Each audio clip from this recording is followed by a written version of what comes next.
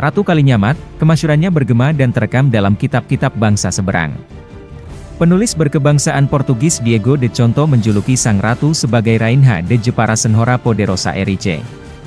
Artinya kira-kira Ratu Jepara yang gagah, berani dan berkuasa.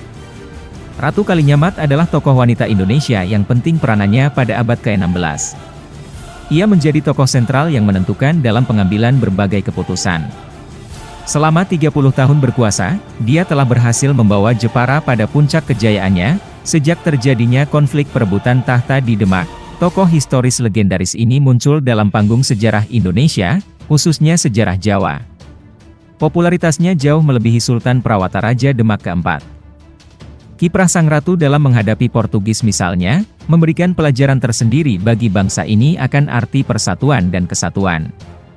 Meski kala itu Pancasila belum lahir sebagai lambang negara, Bhinneka Tunggal Ika pun belum muncul, namun Ratu Kalinyamat telah memperlihatkan semangat dan arti sesungguhnya dari semboyan pengikat semua elemen bangsa yang majemuk ini. Karena kecerdasannya, sejak masih gadis dia memperoleh kepercayaan untuk memangku jabatan Adipati Jepara. Kala itu wilayah kekuasaannya meliputi Jepara, Pati, Kudus, Rembang, dan Blora. Sang ratu inilah yang mendirikan kerajaan kecil di Mantingan, Jepara, Jawa Tengah. Walaupun ia seorang wanita, Putri Raja Demak ini dapat bersikap jauh lebih arif dibanding penguasa dan pola pikirnya jauh melampaui zamannya. Ratu Kalinyamat diperkirakan meninggal pada tahun 1579 disemayamkan di komplek makam Masjid Mantingan, Jepara. Mengapa masyarakat Jepara memiliki keahlian memahat ukiran?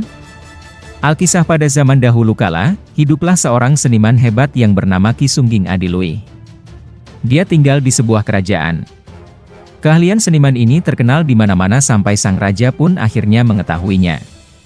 Singkat cerita, pada suatu hari raja bermaksud memesan gambar untuk permaisurinya kepadanya. Ki Sungging menyetujuinya dan dimulailah pekerjaan itu.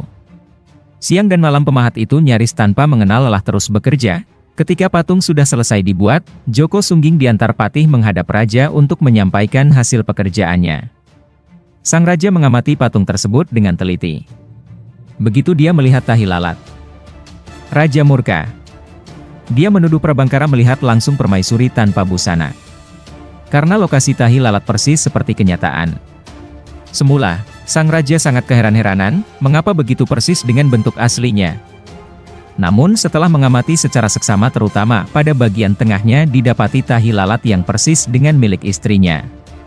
Sang raja mulai muncul curiga, lalu menuduh istrinya pernah berselingkuh dengan Ki Sungging. Maka diperintahlah patihnya mengikat tubuh Joko Sungging untuk kemudian dimasukkan penjara. Raja Brawijaya pun cemburu dan menghukum pelukis Prabangkara dengan mengikatnya di layang-layang, kemudian menerbangkannya. Layang-layang itu terbang hingga ke belakang gunung di Jepara dan mendarat di belakang gunung itu. Belakang gunung itu kini bernama Mulyoharjo di Jepara. Kemudian Prabangkara mengarahkan ilmu mengukir kepada warga Jepara. Pada waktu itu dan kemahiran ukir warga Jepara bertahan dan lestari hingga sekarang. Sebagaimana pandangan para ahli antropologi pada umumnya, mitos tidak perlu dipertentangkan dengan sejarah, karena perbedaan konsepnya. Maksudnya adalah, apa yang sudah dianggap oleh suatu kelompok masyarakat sebagai fakta sejarah, bisa saja dianggap sebagai dongeng yang tidak harus diyakini kebenarannya oleh masyarakat lain.